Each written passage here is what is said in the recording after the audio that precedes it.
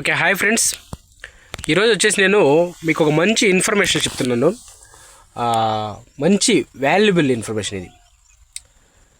ప్రతి ఒక్క స్కూల్లో కూడా ఒక విద్యార్థిని మనం చేర్పించాలంటే, లేదా ఆ స్కూల్లో ఆ విద్యార్థికి సంబంధించి ఏమైనా స్కాలర్షిప్ కావచ్చు, లేకుంటే ఇప్పుడు ప్రజెంట్ చేస్తూ ఉండేటటువంటి అమ్మఒడి కావచ్చు, తల్లికి వందనం అని చెప్పేసి ఇలా చాలా డీటెయిల్స్ ఉన్నాయి. ఇవన్నీ కూడా మనకి గవర్నమెంట్ నుంచి రావాలి అంటే కంపల్సరీ ఆ విద్యార్థికి వచ్చేసి ఏమేమి క్వాలిఫికేషన్స్, ఏమేమి కేవైసీలు అయి ఉండాలని చూస్తే మనము 5 సంవత్సరాల లోపు ఆధారు ఉంటుంది కదా, ఆధార్ కార్డు. అంటే మనం పుట్టినప్పుడు వచ్చేసి ఆధార్ కార్డు మనకి నంబర్ మటుకమే ఇస్తారు పిల్లలకి, వాళ్ళకి వేలిముద్రలు రావు అప్పుడు.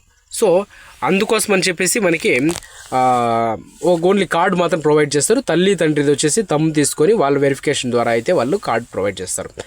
ఆ తర్వాత వచ్చి మనం స్కూల్కి చేర్పించేటప్పుడు కంపల్సరీ ఆ పిల్లోని తోడుకొని పోయేసి మనము తంబు అనేది పెట్టించాలి. ఎక్కడ? ఆధార్ సెంటర్లో 6 ఇయర్స్కి తంబు వస్తుంది. తంబు పెట్టిస్తే మనకి కొత్త కార్డు వస్తుంది.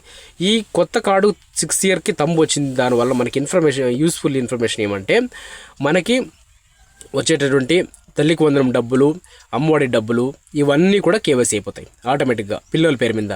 సో వాళ్ళకి నెక్స్ట్ ఏమైనా ఆధార్ కార్డుకి సంబంధించి ఏమైనా లోపాలు గీపాలు ఉంటే కూడా మనం అక్కడ సరిదిద్దుకోవచ్చు. మనకు ఆప్షన్ ఉంటుంది, ఎందుకంటే 6 సంవత్సరాల ఆ తర్వాత పెద్దోళ్ళు అయిన తర్వాత మనం దాన్ని మార్చేదానికి ఎడిటబుల్ కావాలంటే మళ్ళీ దానికి లేనిపోయిన రకాలు ప్రూఫ్స్ అడుగుతారు.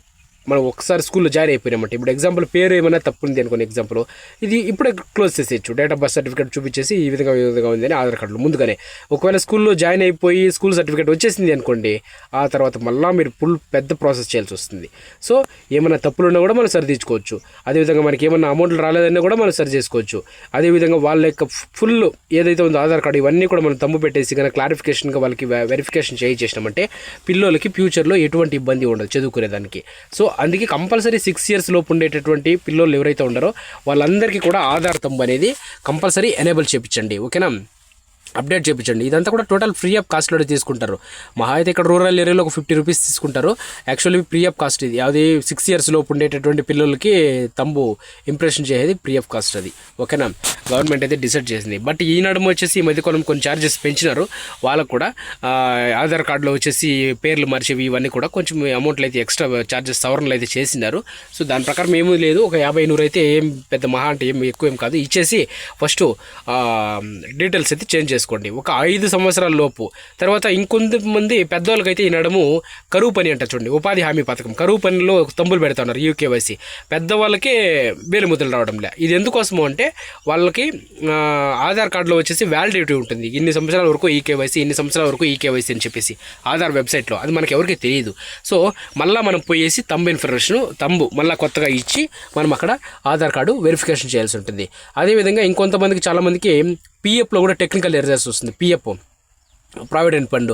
సో వాళ్ళకు కూడా కొన్నిసార్లు చూపిస్తుంది బయోమెట్రిక్ ఎర్రర్ వస్తూ ఉంది. మీరు పోయేసి ఆధార్ కార్డు దగ్గర వెరిఫికేషన్ తంబు పెట్టి చేసుకోండి అని. అది ఎందుకు వస్తుందంటే పిఎఫ్లో కూడా వాళ్ళ యొక్క పేరు, వాళ్ళ యొక్క నాన్న పేరు, వాళ్ళ యొక్క mobile number, date of birth ఇవేమన్నా రాంగ్ ఉంటే యాజ్ పర్ పిఎఫ్లో కావచ్చు, యాజ్ పర్ ఆధార్ కార్డులో కావచ్చు, అప్పుడు చూపిస్తుంది అది ఇది రాంగ్గా ఉన్నాయి ఈ డీటెయిల్స్, ఫస్ట్ మీరు పోయి దీన్ని సరి చేసుకోండి అని.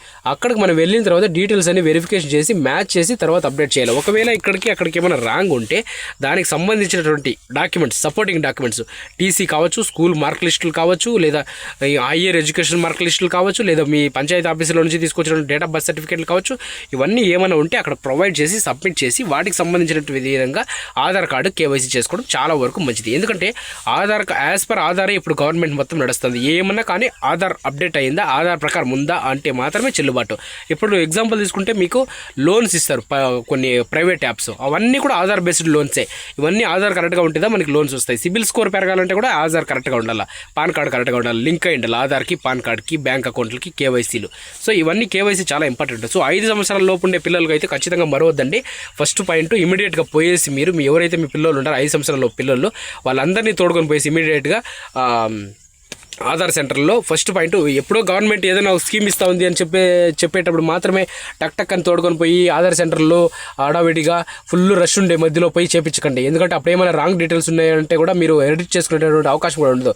సో ఇప్పుడే ఖాళీ టైం ఉండే టైంలోనే మీ 5 సంవత్సరాలలోపు 6 సంవత్సరాలలోపు పిల్లలు ఎవరైనా ఉంటే వాళ్ళకి తంబు ఇంప్రెషన్ అంటారు దాన్ని, తంబు ఇంప్రెషన్ ఇంకా ఏమన్నా ఆధార్ సెంటర్లో కాలేదు అంటే ఇమీడియట్ తోడుకపోయి చేపించేయండి ఇప్పుడే, ఓకేనా. ఎప్పుడో గవర్నమెంట్ చెప్పే వరకు వెయిట్ చేయొద్దు. అవన్నీ కేవైసీ చేయడం మన బాధ్యతే, ఓకేనా. ఈ ఇన్ఫర్మేషన్ ఎవరికైనా యూస్ఫుల్ అనిపిస్తే షేర్ చేయండి, అలాగే వీడియోకి లైక్ చేయండి, అలాగే హైప్ ఆప్షన్ ఎవరికైనా ఉంటే హైప్ కొట్టండి. మన ఛానల్ని ఎవరైనా కొత్తగా చూస్తుంటే సబ్స్క్రైబ్ చేసుకొని బెల్ ఐకాన్ ఆన్లో పెట్టుకుంటారని ఆశిస్తున్నాను. డైలీ వీడియోస్ తీస్తూనే ఉంటాను. ఎంకరేజ్ చేస్తున్నందుకు చాలా వరకు ధన్యవాదములు.